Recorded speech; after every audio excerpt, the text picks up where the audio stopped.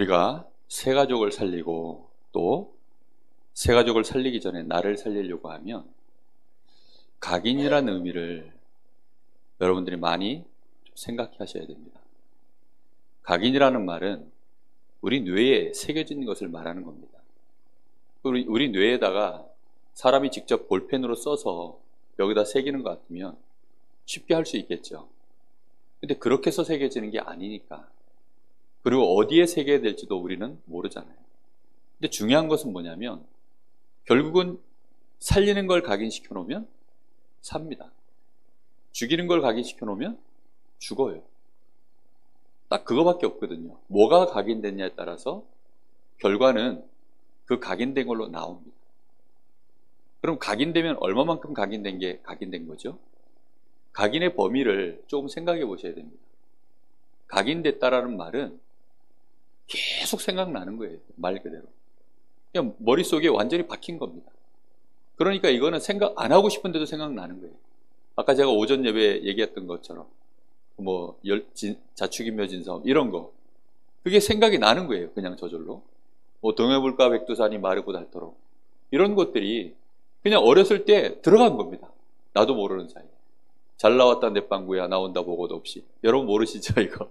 이거 어렸을 때 그냥 저한테 저희 이 고모가 각인시켜버린 거예요. 어느 날. 근데 그게 한 번 들어갔는데 그거에 따라서 너무나 많은 인생이 이제 뿌리가 내려지기 시작하는 거예요. 한 번 각인된 것이 끝나는 것이 아니라 그게 각인되고 나면 그 각인된 것이 반드시 이런저런 모양으로 뿌리를 내리기 시작해요. 뿌리 내려지면 그게 이제 나하고 잘 맞아서 가게 되면 어느 날 그게 체질까지도 가는 일들이 종종 일어납니다. 문제는 우리가 그러면 무엇으로 체질이 되어 있느냐 이런 것들을 볼 줄 아는 눈이 있어야 각인이라는 말도 얼마나 중요한지를 알게 되고 우리가 말씀을 이 사람한테 각인시켰을 때 이 열매가 언제쯤 일어날 것이다 라고 하는 그런 거에 대한 여유로운 기다림 그 과정들을 우리가 이해할 수 있게 되어집니다. 그런데 우리는 말씀 딱 전해놓고 분명히 알아듣기 말했는데 훈련에도 이번에 메시지 나오고 또 나왔는데 계속 말씀이 그렇게 얘기하는데 너는 어떻게 그렇게 말귀를 못 알아채우냐고 그렇게 생각하시는 분들이 생각보다 많아요. 부모들이 자녀한테 암만 잔소리해도 자녀들이 바뀌든가요 안 바뀌든가요? 안 바뀌죠? 왜 안 바뀐 줄 압니까? 각인을 못 시켜서 그렇습니다. 각인을 시켜버리면 바뀌는데 각인을 못 시킨 채 계속 내가 열심히 말했으니까 각인 됐으려니 생각할 뿐 사람 뇌가 그렇게 만만하지 않습니다. 사람의 뇌가 그렇게 생각보다 만만한 게 아니에요. 왜냐하면 하나님의 형상으로 만들어놨기 때문에 사람 뇌는 정말 그 안에 우주가 들어있습니다. 그래서 여러분 마음속에 각인 방법은 항상 머릿속에 기억하십시오.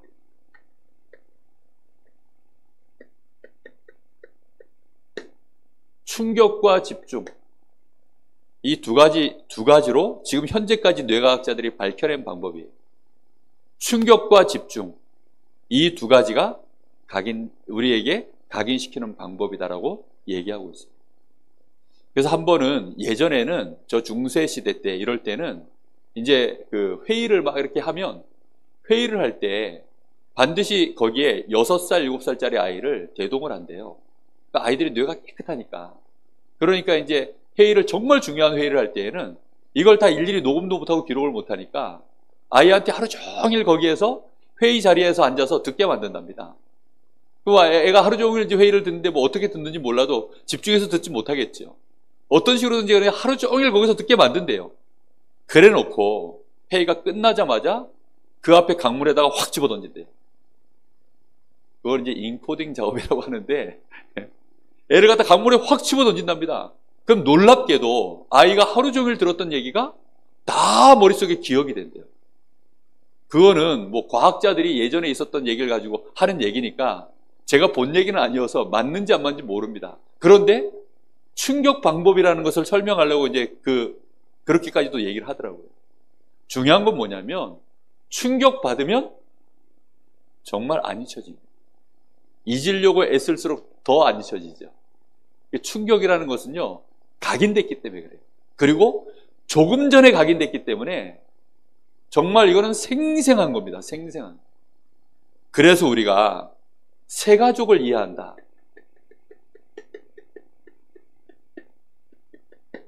새가족 플러스 사실은 가로 열고 헌가족입니다. 다 똑같아요, 사실은. 새가족들을 우리가 이해를 하려고 하면 그 사람의 결국은 상태를 이해할 수 있어야 돼요. 새가족의 상태는 지금 어떤 상태냐면, 한마디로 말하면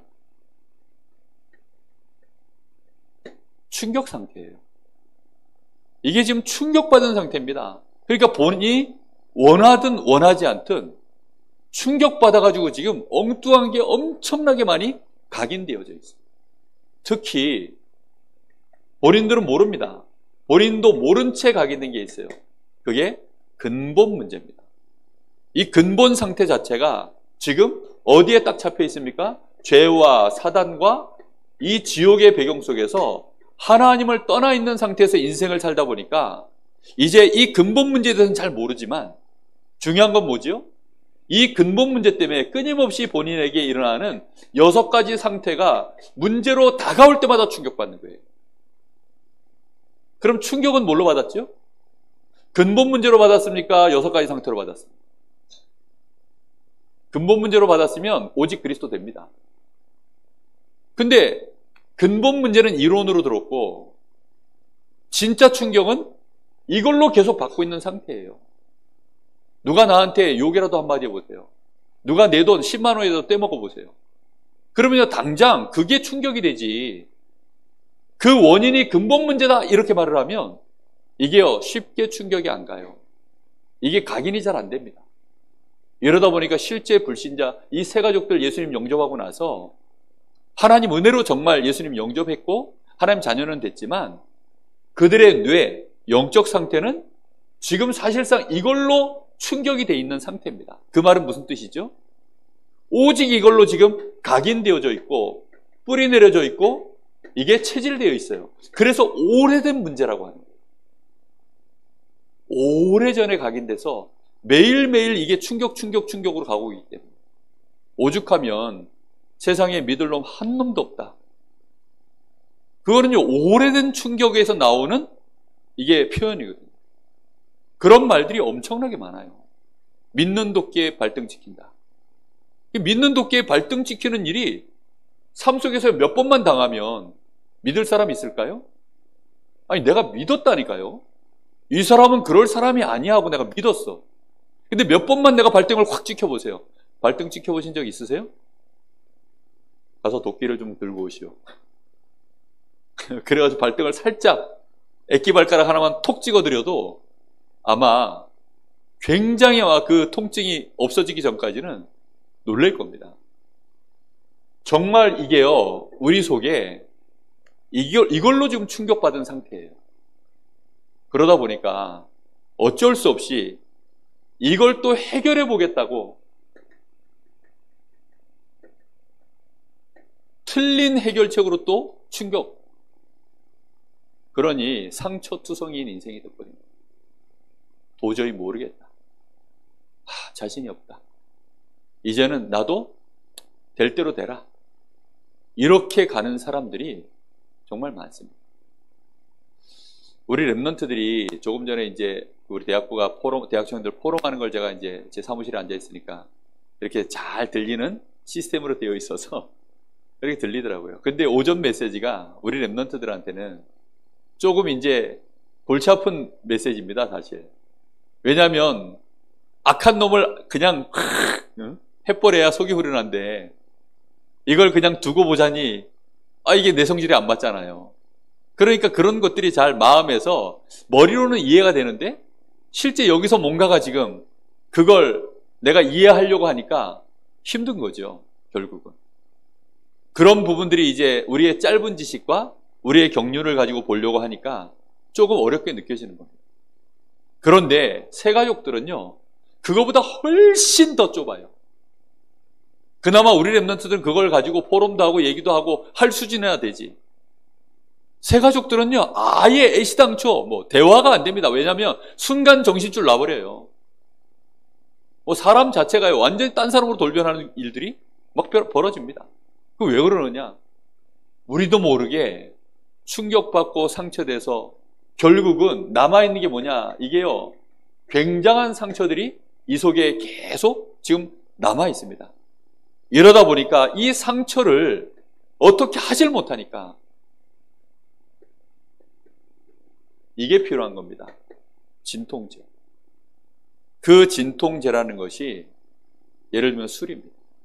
엄청나게 신경이 곤두서 있는데 그걸 어떻게 끌어내릴 방법이 없잖아요.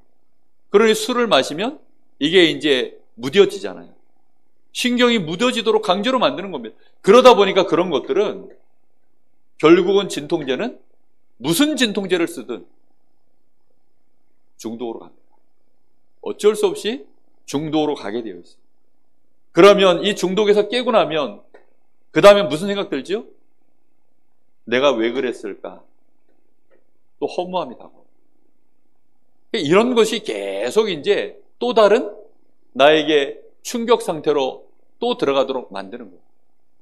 이런 기본적인 부분들을 여기다 지금 다 쓰지 못했지만 여러분들이 이렇다라는 기본적인 마인드를 좀 알고 계셔야 됩니다.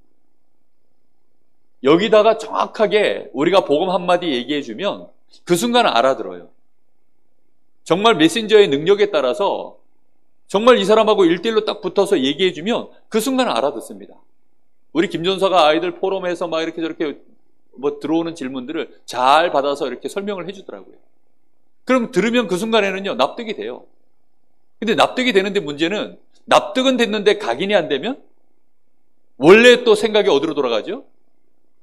각인된 애로 생각을 다시 해요, 또. 그 순간 납득은 됐지만 결국은 각인된 애가 내 생각을 곧 지배해버립니다. 그게 중요한 거예요. 그래서 우리가 새가족, 특히 우리 랩넌트 사역하고 이럴 때, 특히 우리 또 여기 함께 예배하시는 분들이 그래서 예배 끝나고 나서 내가 말씀을 언약으로 붙잡는 묵상의 시간들, 이 시간들이 생각보다 굉장히 중요한 시간입니다.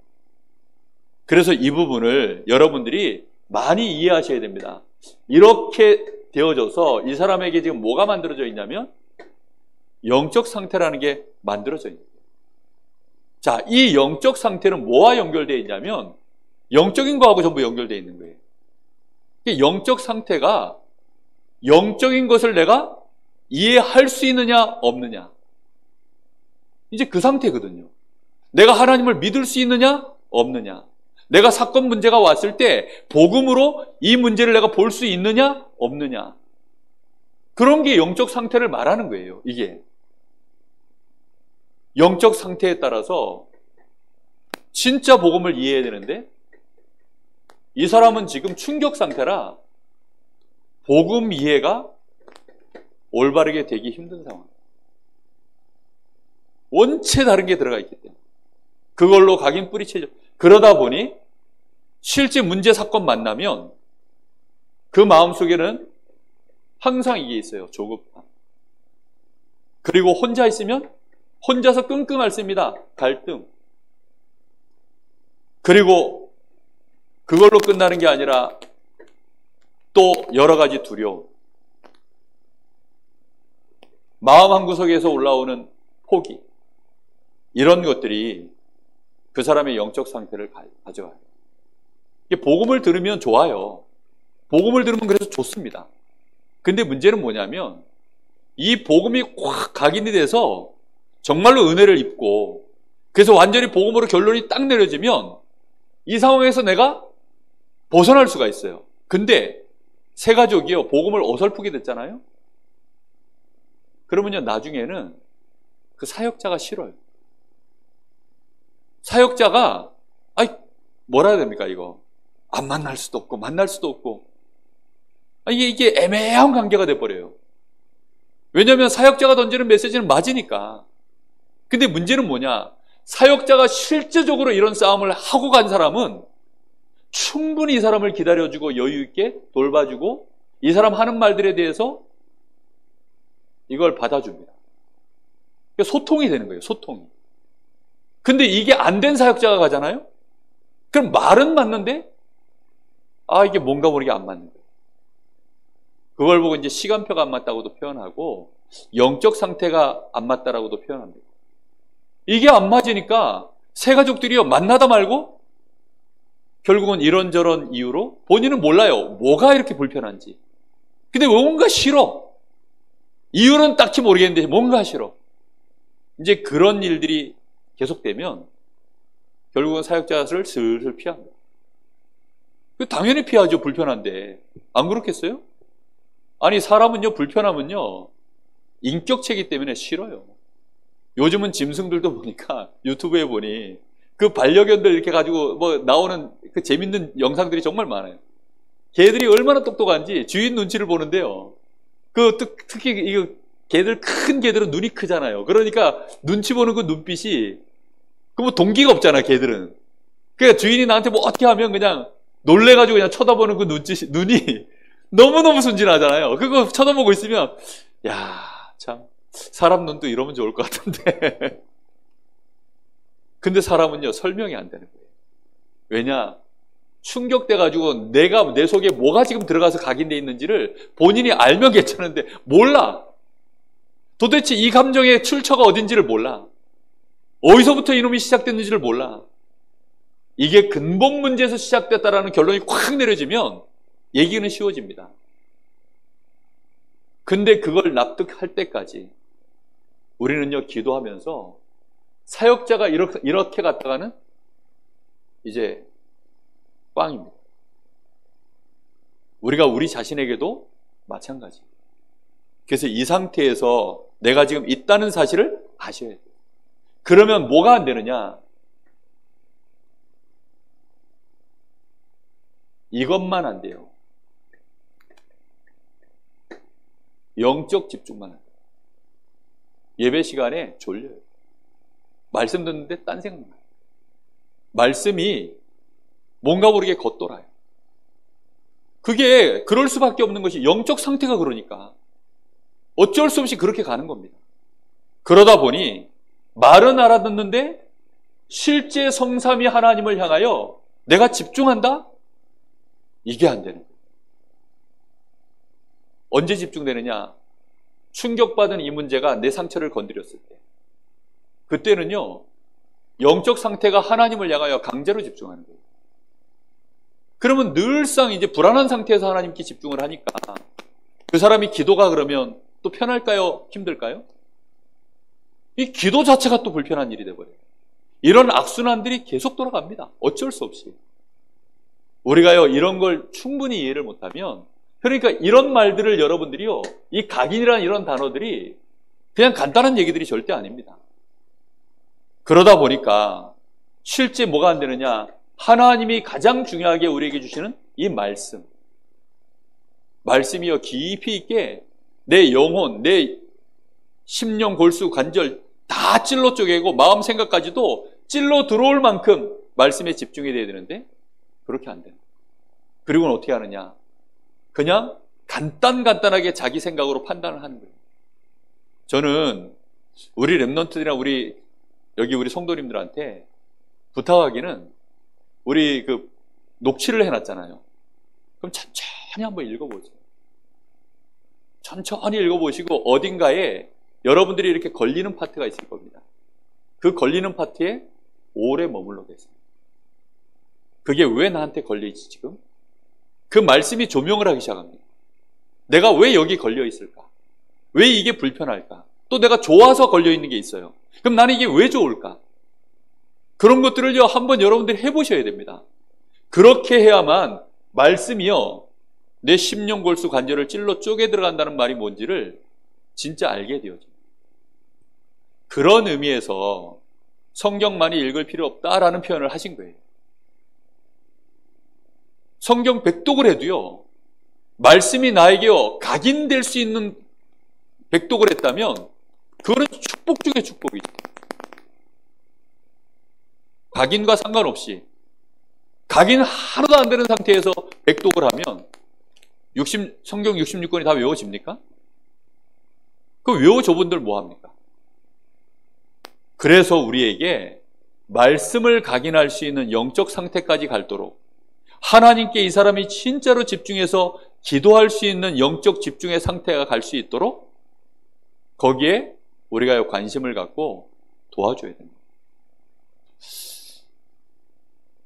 자, 그러면 이 세 가족은 결국은 영적 집중이 안 되니까 뭐 할까요? 사람은 집중 안 하고 못 삽니다. 어딘가에는 집중하고 살아야 돼요. 그러니까 이제 엉뚱한 것에 집중을 하고 사는 겁니다. 마귀가 원하는 틀이 있어요. 우리가 집중하기 좋도록 만들어 놓은 마귀의 틀이 있습니다. 그걸 보고 종교라고 해요. 종교에서 만들어 놓은 집중 틀이 있습니다. 템플스테이 이런 데 가보세요. 얼마나 집중하기 좋은 환경입니까? 시스템이. 명상운동 이런 거요. 굉장히 집중하기 좋은 시스템입니다. 깊이 생각하도록 만드는 거, 철학. 이런 것들이요. 굉장히 깊이 있게 우리를 집중하게 만들어요. 철학자들 중에요. 복음 정확하게 모르면 정신 안 도는 사람이 없어요. 다 맛이 같습니다. 진짜로. 그런 것들을 우리가요, 이해를 해야 되거든요. 근데 우리는 이런 것들을 모르니까 깊이 있게 한 부분에 철학적으로 깊이 들어간 사람들은요, 결국은 그 인생들이 엉뚱한 것에 집중을 했기 때문에 답이 안 나오니까 허무해서 결국은 말라 죽습니다. 뭐 이상한 거 손대요. 그래서 다. 이상한 거 손댔는데 바로 중독으로 갑니다. 아니면 그게 자기를 또 죽이든지. 저는 어렸을 때요, 그런 게 하나도 이해가 안 됐어요. 왜냐하면 인간을 너무 몰라가지고. 근데요, 인간을 이해하기 시작하면 정말 많은 위인들 막 나와 있는 그 사건들, 그 뒤에 일어난 벌어진 그 뒷얘기들 보고 있으면요, 전부 확인이지 이해가 안 되는 게 아니에요. 결국은 그렇게 될 수밖에 없다는 사실들이 그냥 확인이지. 분명히 아셔야 됩니다. 뭘 자꾸 하게 만드느냐? 선행. 그리고 정말 최선을 다하라. 이런 노력. 이런 말들은요, 기가 막히게 집중이 되어져요. 왜냐하면 마귀가 만들어놓은 세상에서 우리가 여기에 해결책으로 마귀가 만들어놨던 좋은 방법들입니다. 이게요, 좋은 방법으로 마귀가 만들어놓은 틀입니다. 그럼 이게 나쁘다 틀리다 이런 말을 하는 게 아니에요. 이게 얼마나 좋은 건데요. 근데 문제는 뭐냐?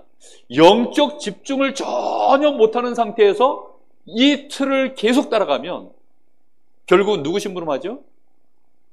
마귀 심부름하는 거예요. 인생. 그러니까 문제가 오는 것입니다. 새 가족들은 다 이렇게 거의 묶여 있다는 사실을 우리가 좀 인식을 깊이 하셔야 돼요. 인식을 좀 깊이 하셔야만 그런 상태에서 이제 우리가 새 가족을 만나면 이 사람의 과거에 대한 얘기를 조금 해줄 수가 있는 거예요. 이 사람하고 나하고 포럼이 돼야 될 거 아닙니까? 그럼 새 가족이 나를 만났을 때요, 이걸 드러내는 거예요. 드디어 자기의 상처. 뭐 처음부터 상처 드러낸 사람은 별로 없을 겁니다. 과거의 자신의 영광. 주로 이제 먼저 자기 과거에 잘했었던 거, 자랑거리들 있죠. 그런 것들 많이 얘기할 겁니다. 그러다가 이제 그 사람의 얘기 속에서 뭔가 모르게 이제 묻어나오는 쓸쓸함이 있거든요. 결국은 목사님 앞에 또는 우리 사역자들 앞에, 전도자들 앞에 이 사람이 만남으로 올 때까지는 이걸로 인생을 가리면서 살았지만 과거 얘기 많이 하는 사람들 치고 오늘이 올바른 사람들, 미래가 밝은 사람들 사실 없거든요. 이 상처에 묶이고 자기를 순간순간마다 과거로 끌고 들어가는 두 가지거든요. 요 영광이라기보다는 자랑이라고 표현하는 게 정확한 표현이에요. 그러니까 요 두 가지는요, 순간순간 자기를 과거로 끌고 들어갑니다. 왜냐? 둘 다 각인 상태이기 때문에. 과거에 내가 한때 잘 나갔었던 거. 거기에 딱 묶여 있어요, 그냥. 여기에 우리는 어떻게 하면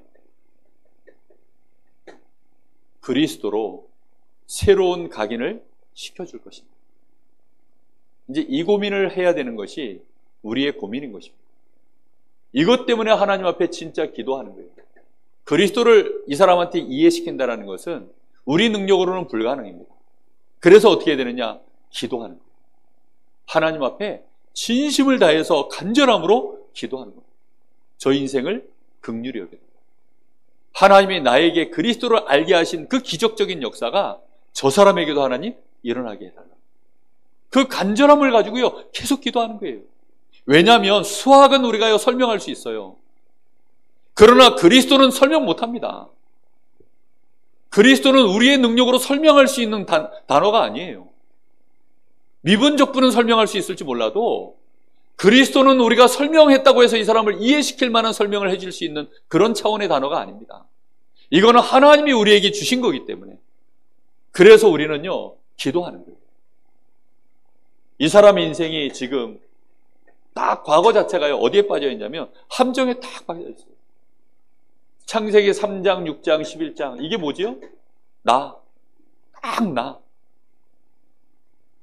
저는 정말 관계라는 걸 맺기 전에는요 나라는 사람이요 늘 착각 속에 있어요. 내가 꽤 괜찮은 인물이다. 늘 그런 생각했어요. 왜냐? 저희 어머니가 저보고 괜찮은 인물이라고 늘 얘기했기 때문에 저는 그런 줄만 알았어요. 정말. 근데 어느 날 관계를 맺어보기 시작하니까 그 관계가 올바르게 안 된다. 그게 본격적으로 내가 이상하다는 걸 안 게 언제냐면 결혼했을 때 알았어요. 왜냐하면 결혼해가지고 부부로 이제 늘 같이 가야 되잖아요. 중요한 감정들을 계속 나눠야 되는데 이 중요한 감정을 나누는 상황이 되다 보니까 대충 서로 대화하고 웃고 이런 게 아니라 순간순간마다 중요한 감정들을 나눠야 되잖아요. 그러니까 내가요 얼마나 나중심이라는 것을 그제서야 알았어요. 이게요 마귀가 이 파놓은 이 함정 속에 우리가 딱 들어가서 심각하게 지금 각인되어 있다는 거, 그걸로 뿌리 내려져 있고 체질되어 있다는 거. 그런데 그러거나 말거나 이 사람을 과거에서 벗어나게 만드는 방법이 뭔지 압니까? 너는 여전히 상태가 그러할지 몰라도 그 운명에서 그리스도께서 해방시켰다. 무슨 말인지 이해됩니까? 우리의 수준을 바꾸는 게 아니라 그 운명 자체를 하나님이 그리스도를 통하여 너를 바꿔버리셨다. 네가 늦중심이어도 괜찮아. 육신 중심이어도 괜찮아. 성공하는 것 좋지. 당연히 좋지. 나도 좋아. 그런데 그게 네 인생에 진짜 성공도 아니고 네가 원하는 건지 몰라도 그걸로 네 인생 행복해지는 것도 아니잖아. 그러면서 살살 얘기하는 거죠. 중요한 건 뭡니까? 네가 혹시 성공 못해도 반대로 네가 모든 사람을 이롭게 해줘도 네 인생이 그리스도 모르고 하나님 모르면 결국은 전부 얘기를 어디로 끌고 들어가야 되냐? 사실은 이쪽으로 끌고 들어가야 돼. 그래서 너는 해방받았다. 네 운명 바뀌었다. 네 신분이 바뀌었다. 그 얘기를 알아들을 때까지 모든 방법을 다 동원해서 얘기해줘요. 모태 랩넌트를 키워보니까 알겠더라고요. 모태 랩넌트들이 얼마나 복음 각인시키는 게 거의 어려운지. 그래서 제가요, 아들이니까 아들한테는 이런 방법 저런 방법을 많이 써봤어요. 어떤 방법 써봤냐? 해병대 방법도 써봤어요. 고등학교 1학년 때인가? 거의 한 달을요, 해병대 훈련소 방식으로 맨날 굴렸어요. 저 집 앞에 있는, 운동장 가가지고, 거기서요, 앞으로 굴러, 뒤로 굴러. 완전히 막, 얘를 한 달을 굴렸어, 한 달을. 바뀌느냐? 안 바뀝니다. 왜요? 각인이 안 바뀌어요. 거기다가 앞으로 굴러, 뒤로 굴러, 앞만 각인시켜봐도, 결국은 앞으로 굴러, 뒤로 굴러가 각인될 뿐. 그리스도가 각인돼야 되는데, 그리스도가 각인되도록 제가 굴렸어야 되는데, 그렇게 왜냐면, 이게 자식 앞에는 장사가 없잖아요. 그러니까, 또 애가 또 착해가지고 도망을 안 가. 그래가지고 막 이렇게 저렇게 막 굴려댄 거죠. 안 되더라고요. 그래서요, 하나님 앞에 놔버렸어요. 하나님, 이거 불가항력이래. 한 번은 또 이런 방법도 써봤습니다. 창조과학과 관련된 영상이 있어요. 그 창조과학 김명현 박사인가? 이 양반이 이제 강의해놓은 게 막 엄청나게 재밌게 해놓은 막 영상들이 있습니다. 시리즈가 쫙 있어요. 그걸 저 아이한테 목표를 제가 한 100시간 듣게 만들려고 그랬는지, 저는 목표가 한 100시간인데, 제가 실제 듣기는 몇 시간을 들었는지 모르겠습니다. 최하 하여튼 뭐 한 며칠은 들은 것 같아요. 그러니까 어느 날 듣고 오더니 그래 듣고 나니까 소감이 어떠냐 이랬더니 이제 좀 하나님이 있는 것 같아 그러더라고요. 하나님이 믿어진다 그러지 않고 하나님이 있는 것 같아 라고 얘기하더라고요. 모태 렘넌트입니다. 모태 렘넌트. 지금 오늘 여기 서가지고 이거 한 거예요. 기적입니다. 예, 어쩔 수 없습니다. 목회자 자녀는 다 반찬이고 예, 다 뭐 그렇습니다. 그러면 저 서정원이만 그러냐? 다 비슷할 겁니다. 그렇죠? 왜냐하면 우리 렘넌트들한테는 복음이 충격일 수 없는 환경이에요. 너무나 흔해 빠진 단어입니다. 그러니까 이거 뭐 집안에 흔하게 돌아다녀요. 그러니까 귀한 줄을 몰라.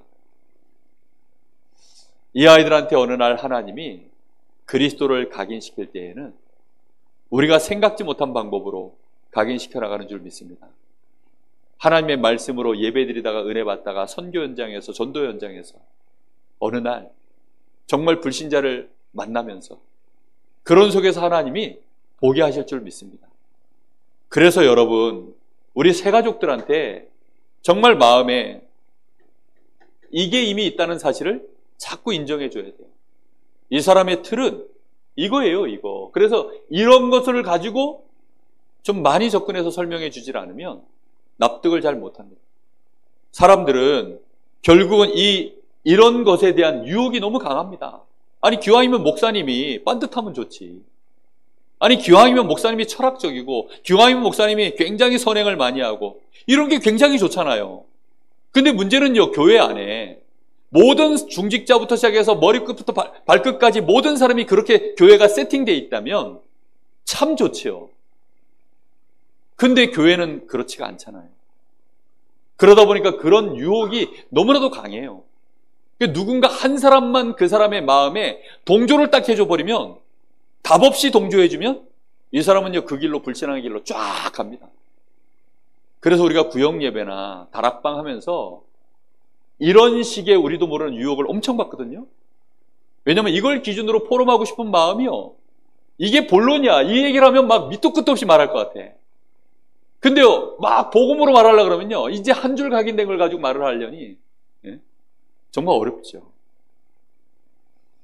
이런 유혹에서 벗어날 수 있도록 자꾸 도와주는 거예요. 마귀는 이걸로 유혹해요. 그리고 결국 이 사람은 여전히 올무에 묶여 있습니다. 그래서 이 사람이 가지고 있는 문제라고 느껴지는 이 6가지 문제가 실제 이 사람에게는요 뭐가 안 바뀌어서 그러냐, 결국은 그 문제에 대하여 당할 때마다 문제의 주인을 바꾸자, 계속 도와주는 겁니다. 마귀가 그 사람 인생의 주인이, 마귀는요 우리에게 언제 주인 행세를 하냐, 문제를 가져다 주면서 주인 행세를 해요. 그러니까 뭐 무속인들이 아무리 벗어나려고 해도 신병 같은 거 밀려 들어오면 못 견디잖아요. 그래서 신병을 줘가지고 결국은 그 고통 때문에 귀신을 받아들이도록 그렇게 가거든요. 사람들은 손해 오면 결국은 타협합니다. 큰 손해가 오면요 배신합니다. 작은 손해가 오면 타협을 하지만 큰 손해가 오면 정말 배신해버리거든요. 그게 세상에 마귀가 쓰는 방법이에요.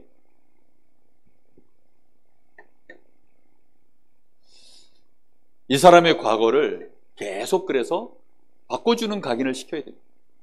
과거를 살려내야 돼요. 그래서 상처 속에 심각하게 깊이 있게, 또 자기 자랑 속에, 착각 속에 묶여있기 때문에 이런 부분들을 같이 이해하고 포럼해야 돼요. 특히 결혼을 하면 배우자가 자기의 세계가 있어요. 그런 거 많이 관찰하셔야 돼요. 제가 결혼하려고 이렇게 저한테 인사로 오는 친구들이 있으면 꼭 부탁하는 얘기가 그겁니다. 짧게는 1년, 길게는 3년은 관찰해라. 우리 미란 자매, 우리 여기 김규석 권사님, 제가 최근에 이제 생각나는 친구 미란 자매하고 우리 호승이, 성을 떼니까 이름이 맞는지 모르겠네. 예? 현승. 예. 현승 그 친구가 이제 딱 미란이가 이렇게 인사로 왔길래 두 친구 보고 결혼을 앞두고 있는 상황이었기 때문에 딴 얘기 하나도 안 하고요. 그냥 두 사람 관찰해, 관찰. 최하 1년, 길게는 3년. 그러다가 이제 평생 관찰해야 됩니다. 관찰을 정확하게 안 하면 서로 상처만 주고받아요. 이해가 안 되니까. 저 사람의 쓰는 언어가 저게 무슨 뜻인지 관찰해야 돼요. 내 생각으로 받아들이면요, 저 사람은 그런 뜻으로 말한 게 아닌데 내 생각으로 받아들여서 내가 해석해버리면 저 사람 죽일 놈 돼버려요. 그러니까 그런 식으로 몇 단어만 섞여가지고 들어오면요, 대화가 안 돼, 그다음부터. 나는 그렇게 말한 게 아닌데 쟤는 그렇게 말했다라고 얘기해. 그런 일 많이 겪어보셨죠? 수도 없이 겪어봤을 겁니다. 그거 왜 그러느냐? 그래서 새가족도 그 사람의 쓰는 언어들, 흐름들 하나하나 천천히 보면서요, 도와주셔야 돼요. 우리의 오늘, 그래서 우리의 오늘은 날마다 뭘 해야 되느냐? 우리의 오늘이 기회입니다. 오늘 속에 새로운 각인을 하는 거예요. 하나님의 나라를 내가 실제 누릴 수 있는 새로운 각인. 그래서 제일 좋은 방법은 주일날 강단 말씀 한 단어를 도와주는 거예요. 한 단어만 도와주시면 돼요. 그리고 그걸로 한 주간 동안 같이 고민을 많이 할 수 있도록. 다음 주 오면 그 단어에 대한 또 포럼을 같이 나누고. 오늘 우리 밥 먹는데 저보고 목사님 기도해 주세요 그러더라고요. 그래서 왜 나만 시키지 말고 좀 그랬더니 우리 김문우 집사님이 그러면 시키시면 되죠 그러더라고요. 그래가지고 얼른 이제 우리 경훈이를 시켰더니 경훈이가 목소리가 좋더라고요. 네, 일단 목소리가 좋고 더 좋은 건 기도 내용이 좋은 거예요. 기도가 식사기도 갑자기 시켰는데 뭐라 그러느냐? 어그러진 세상 속에서 첫 마디가 네. 딱 그 어그러진 세상 속에서 나오는 그 순간요, 렘넌트 가슴에 단어 하나가 들어갔구나. 그러면 이제 많은 게 달라지잖아요. 그 단어 하나가 이렇게 머릿속에 들어가 있는 거하고 그 단어가 없이 세상을 보는 거하고 너무나 많이 달라지잖아요. 그걸 내가 오늘이라는 날마다 하나님 나라를 내가 실제로 누리려고, 그리고 실현시키려고, 이걸 내가 각인시키기 시작하면 진짜 하나님 나라가 이루어집니다. 인도네시아 가가지고 서정원이가 창피당한 얘기, 영어로 포럼하려니 안 되더라. 저는 인도네시아 가가지고요, 통역 없으면 말을 못해요. 알아듣지도 못해요. 하나 내가 인도네시아만 할 줄 아는 거, 슬라마칸 인도네시아 인도네시아를 구원하소서. 슬라마칸 인도네시아밖에 몰라요. 그거밖에는 아는 게 없어요. 그러니까 인도네시아에서 제가 살려고 그러면 뭘 해야 되죠? 매일매일을, 과거에서 벗어나서 매일매일을 인도네시아 문화와 그 언어를 매일매일 나에게 한 단어씩 한 단어씩이라도 새롭게 각인을 해야만 인도네시아 사람으로 내가 그 현장에서 살아갈 수가 있는 거예요. 새가족들에게요, 그래서 새로운 각인을 매일매일 하나님 나라를 이루며 살아갈 수 있도록 돕는 방법은 새로운 각인을 시켜주는 거예요. 우리 렘넌트들, 우리 자녀 키우는 부모들도 그 생각을 많이 하셔야 돼요. 우리 자녀들이 이런 거 저런 거 재밌는 거 많잖아요. 그 속에서 하나님 자녀로 렘넌트로 살아갈 수 있는 포럼을 자꾸 해주셔야 돼요. 마귀는 사단의 나라에서 우리가 살아가도록 이미 전략을 다 짜놨습니다. 그래서 이 일이 마귀의 일이에요. 이게 사단의 일입니다. 그리고 우리는 의식주 중심으로 우리의 모든 각인을 다 만들어놨어요. 그게 세상 일입니다. 그러니까 요 두 가지 일만 하면서 살아가도록 새가족은요, 평생을 각인해놨어요. 그래서 우리는 이 사람한테 정말로 새로운 각인, 이거 만들어줘야 돼요. 그래서 말씀이 참 중요해요. 그것도 그냥 말씀이 아닌 하나님의 약속의 말씀을 자꾸 전달해줘야 돼요. 그걸 가장 저 사람한테 납득이 될 만한 상황으로 이걸 각인시켜주는 방법은요, 예배입니다. 왜요? 저 사람도 예배드렸고 나도 예배드렸기 때문에 함께 쓸 수 있는 공용어가 되잖아요. 그렇죠? 함께 예배를 드렸기 때문에 이 세 가족한테요, 함께 나눌 수 있는 공용어가 되는 거예요. 같은 뉴스거리가 됐잖아요. 같은 문화권이 돼버렸잖아요. 그러니까 예배를 가지고 나오는 말씀을 전달해 주는 게 새가족에겐 가장 좋고 나에게도 좋고, 그래서 하나님의 주의 종을 세우고 교회를 세우고 공동체를 세워서 새가족을 살리는 시스템으로 만드시는 겁니다. 그래서 여러분, 정말로 전도자는 말씀 흐름 놓치시면 안 돼요. 자, 이렇게 해서요, 새가족에게 결국은 어디까지 가도록 만들어야 되냐면, 이 말씀을 가지고 393, 정말로 성삼위 하나님께 집중할 수 있고, 말씀을 가지고 이 보좌의 축복을 누리고 3시대를 실제로 살려낼 수 있는 것까지 갈 수 있는 여정이 될 수 있도록 오늘의 각인에 대한 플랜을 갖고 하나하나 이렇게 도와줘 나가야 돼요.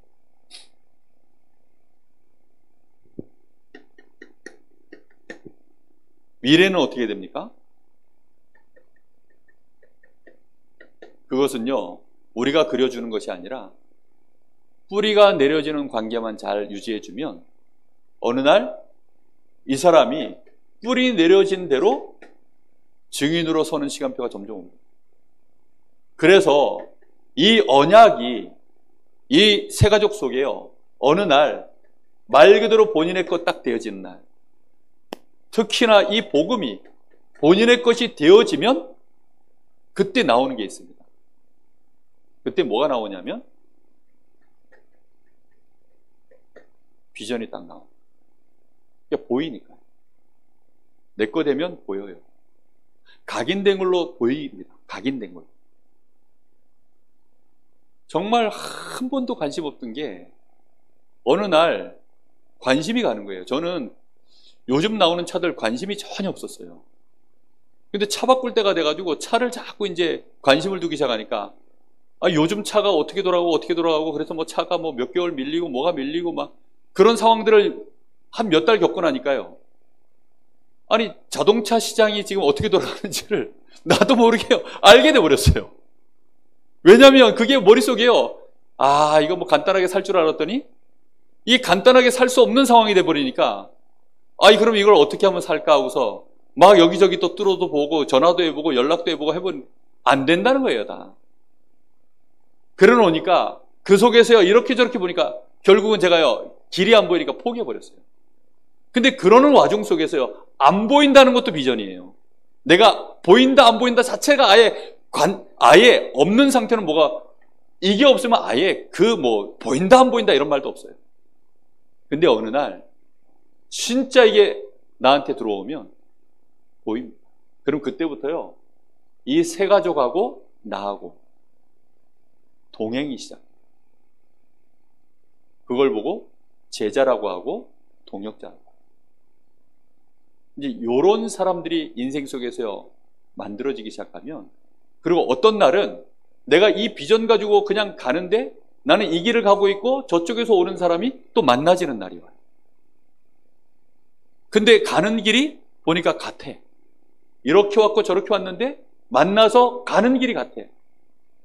그러면요, 정말 평생에 함께 갈 진짜 동역자가 돼요. 저는 우리 랩런트들이 그런 여유를 가지고 배우자를 만나고 친구를 만나고 선후배 관계를 쌓고 이런 거 할 수 있었으면 참 좋겠어요. 막 급하다고 그거 아니거든요. 정말 이렇게 되어지면 이제 어느 날 이 비전이 결국은 뭘로 나옵니까? 나도 전도해야 되겠다. 그리고 꿈꿉니다. 이 꿈은 정말로 이제는 이 사람이요, 복음 생겼죠. 그리고 복음으로 현장을 보니 그 비전이 전도로 나왔죠. 이러면 이 사람에겐 반드시 누가 역사하십니까? 성령의 역사가 임하는 겁니다. 본인도 몰라요. 성령의 감동이 자꾸 오는 거예요. 그러면 거기서 이제 꿈을 꾸기 시작합니다. 성령이 임하시면 틀림없이 꿈꾸고 예언하고 환상을 본다 그랬어요.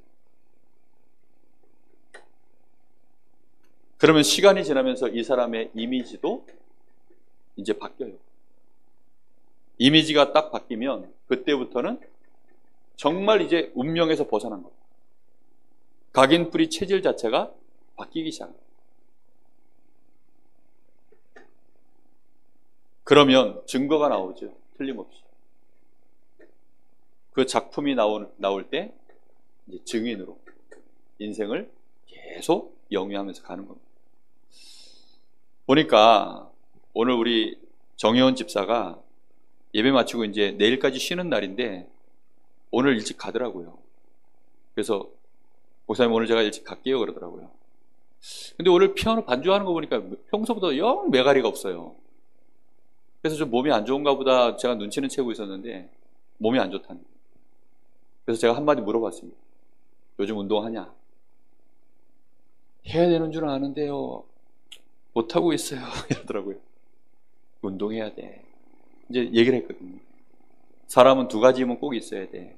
지력은 나중에 하나님이 은혜로 주시는 거고 영력과 지력 두 가지 힘이 없으면 영적 집중 못하고 체력이 없으면 자기의 업에 집중을 못해요. 어쩔 수가 없잖아요. 그래서 운동하라 그랬어요. 제발 부탁하는데 운동해라. 운동하지 않으면 결국 악순환으로 계속 가거든요. 왜 제가 그 얘기를 한 줄 압니까? 이게요 선순환으로 돌아가는 최고의 모델입니다. 이게 가장 좋은 선순환의 모델이에요. 그럼 우리가 안 될 때는 뭐부터 체크해야 되죠? 나는 비전이 없어요. 복음이 아직 각인이 안 된 거예요. 나는 뭐 해야 될지 모르겠어요. 그 친구는 복음이 아직 각인이 안 된 거예요. 복음이 아직 뿌리가 안 내린 겁니다. 그럼 뭐 공식이에요, 공식. 복음이 딱 각인이 되어지잖아요. 그래서 뿌리가 내리기 시작하면 무조건 비전이 나와요. 비전 나오면 그때부터는 그 비전 앞에 하나님 앞에 기도가 시작됩니다. 요 단계부터가 이제 기도가 시작되는 단계예요. 그러면 여기서부터는 이제 많은 것들을 하나님이 바꿔가죠. 그러면 응답은 시간표 따라 와요. 오늘 우리 주일학교 메시지에 이정표라는 얘기를 했는데요. 하나님 주신 세 가지 이정표 있습니다. 첫 번째 이정표가 그리스도입니다. 그리스도라는 이정표를 만나야만 그 다음에 오는 이정표가 하나님의 나라. 여기서 대관령 이정표 만나고 횡계 만나고 평창 만나고 그렇게 해서 뭐 횡성 만나고 원주 이렇게 가잖아요. 그죠? 그거 못 만나면 우리가 그 이정표를 아직 요 이정표를 못 만나면 요거 안 나옵니다. 그리스도라고 하는 이정표를 내가 진짜 통과했으면 하나님의 나라라고 하는 이 세계관이 틀림없이 나에게 만들어져요. 그러면 이 세계관 안에서 나에게 미션이 나옵니다. 그러면 하나님은 요 이정표까지 지나고 난 사람들에게 약속한 것이 뭐냐면 성령 충만이에요. 나는 아직 성령 충만에 집중이 안 됩니다. 그분은 이거를 한번 체크해 보세요.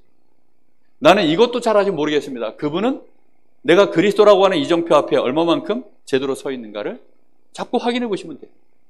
CVDIP는요, 나의 미래를 그림을 그리는 가장 정확한 이정표예요. 이걸 가지고 여러분이 한번 체크해 보세요.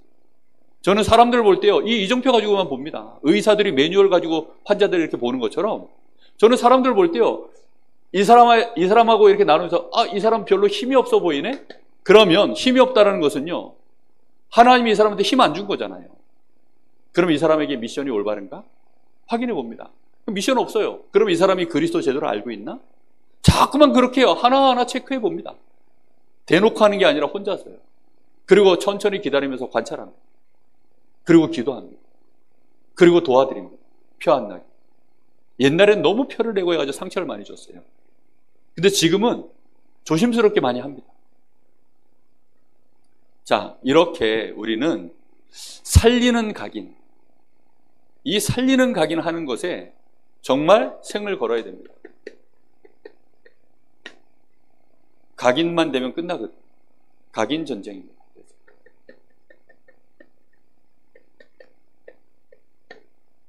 포럼을 하는 것이 아니라 집중 포럼. 각인은요, 집중할 때만 되기 때문에. 또 충격받을 때 집중할 때 두 가지 외에는요, 절대 각인 안 돼요. 그래서 집중하여서 포럼하는 이게요, 굉장히 중요해요. 그래서 예배 승리 반드시 따라와야 되고요.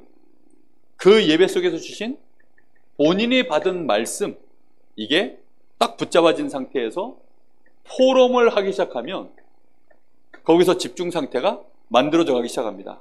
그리고 나서 중요한 게 뭐냐면 기도 제목, 실제 기도 포럼을 하는데 기도 포럼이 아니라 정확하게 말하면 기도 제목 포럼을 자꾸 같이 나눠야 됩니다. 요 시간이 이제 우리한테 관건이에요. 이제 요 시스템을 어떻게 우리가 응답받느냐의 싸움. 1대1로 만나면 이걸 다 할 수 있어요. 여러분 마음속에 늘 마음의 욕을 담고 가셔야 됩니다. 그리고요, 하나님이 은혜를 주셔서 한 번씩 충격도 주셔요. 그걸 보고 충격 포럼이라고 합니다. 이 사람이요, 이제 무너진 거예요. 아니면 어떤 큰 사건이 온 거예요. 그럴 때마다 이제 그 사람한테 충격이 왔잖아요. 그럼 요때가 엄청난 기회입니다. 니 그렇게 돌아칠 때 알아봤다. 이러면 이제 더 충격 주는 겁니다. 끝나는 거예요, 그러면. 항상 사건, 그 다음에 항상 문제, 그 다음에 갈등, 위기. 세 가족은요, 이게 시한폭탄이에요. 문제, 갈등, 위기가 시한폭탄입니다. 항상 있어요, 항상. 요 순간은 하나님이 우리에게 항상 올바른 각인을 제대로 시켜낼 수 있는 기회로 주신 시간들입니다. 요 때마다 우리는요, 납작 엎드려야 돼요. 얼마만큼 납작 엎드려야 되느냐? 이 사람을 나보다 더 나은 자로 여기고, 빌립보서 2장 말씀처럼 정말 이 사람을 나보다 더 나은 자로 여기고. 왜요? 이 사람이 지금 연약해져서 충격을 받아서 흔들거리고 있고 힘 빠져 있는 상태이기 때문에 거기다가 우리가 조금만 고자세로 얘기하면 이 사람은요, 마음은 닫아버려요. 저는 예전에 그런 걸 전혀 몰랐어요. 그런 시간이 오면요, 더 마음을 낮추고 더 조심스럽게 정말로 한 걸음 한 걸음을요, 다가가셔야 돼요. 그렇게 해서 이 사람에게 실제 숨겨져 있는 이런 숨은 각인들, 여기에 대하여 상처와 여러 가지 풀리지 않는 문제들, 숨겨놓은 문제들을요, 이 사람하고 실제 이제 포럼할 수 있는 가장 좋은 기회를 하나님이 주신 겁니다. 이 시간들을 통해서 실제 치유도 하고 실제 답도 얻고 실제 이 사람이 응답받는 이런 시간이 될 수 있도록 도와줘요. 이렇게 해서 결론이 뭡니까? 복음이 실제 상황에서 각인되도록, 실제 각인되도록 도와줘요. 강단에서 말씀으로 전하는 것은요, 실제 각인이 안 돼요. 예배 때 여러분들하고 강단에서 암만 메시지 전해도요, 그걸로는 실제 각인 안 일어납니다. 어디에서 일어나는 줄 아세요? 예배 때 주신 말씀 붙잡고 인도받다 보면 하나님이 그 말씀을 성취시키려고 이 사람에게요, 사건 문제를 하나님이 허락하셔요. 그때가 기회입니다. 그때가. 그러니까 그때 성취되는 거예요. 작은 거지만 때로는 큰 문제 속에서 하나님은 그럴 때를 타서 주신 말씀이 하나님의 약속의 말씀이 진짜구나 라고 각인되는 기회가 그 시간입니다. 우리 렘넌트들하고는요, 실제 이런 집중 포럼들을 또 많이 해야 돼요. 그래서 이 두 가지가 얼마만큼 잘 활용되냐에 따라서 이 세 가족이 복음이 실제로 들어가고 안 들어가고 그런 차이가 발생합니다. 그래서 유 목사님이 하시는 얘기가 세계복음화의 전략은 메신저, 전략 이 얘기하실 때 특히 메시지는 다 나와 있고 메신저가 누구냐에 대한 강조를 많이 하시잖아요. 그게 이런 거하고 굉장히 관계가 있습니다. 그래서 우리가 정말 조금 더 복음 안에서 나 자신도 많이 좀 들여다보시고 매일매일 여러분 말씀 앞에 자신을 좀 많이 세우십시오.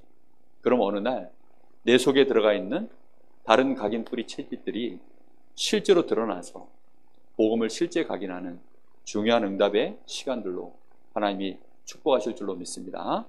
기도하겠습니다. 살아계신 하나님 감사를 드립니다.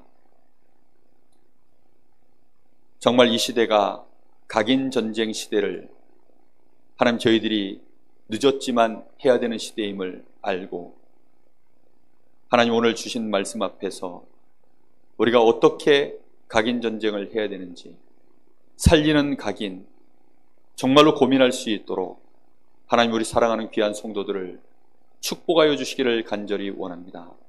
마귀는 이미 각인 전쟁에서 완전 승리했고 승전가를 부르고 있는 이 시대에, 그래서 이미 영적 문제, 정신 문제가 쏟아져 나오고 있는 이 시대에 하나님 이것을 돌이킬 수 있는 방법이 하나님 오직 살리는 각인 하나하나 하나님의 은혜 속에서 우리가 마음 담아 집중하여 시작하는 길 외에는 없음을 알게 하여 주옵시고, 우리가 나태하지도 게으르지도 않고 정말로 저희들이 집중하여서 이 일에 집중하여 헌신할 수 있는 시작이 되어질 수 있도록 하나님 우리 교회를 축복하여 주옵소서. 특별히 무방비로 우리 후대들 완전히 각인 전쟁에 사단이 원하는 것으로 저 전쟁터에 버려져 있습니다. 하나님 우리 교회가 금토일 시대를 준비하며 렘넌트 우리 후대들을 위한 이 축복의 시스템들 마음 담아 준비할 수 있도록 하나님이 인도하여 주옵소서. 완전히 병들어버린 우리 새 가족들 하나님이 만나게 하실 때 그들을 올바르게 치유할 수 있는 그런 영적인 분위기가 우리 교회에 만들어지게 하여 주옵시고, 실제로 그걸 위하여 기도하며 헌신할 수 있는 그런 중요한 사역자들이 세워져 갈 수 있도록 하나님이 축복하여 주시옵소서. 더 나아가 이 힘이 세계를 살리는 비전으로 나오기를 소원하오니 우리 렘넌트들이 237 나라 5천 종족을 꿈꿀 수 있도록 하나님이 역사하여 주시옵소서. 살아계신 예수님의 이름으로 기도하옵나이다. 아멘.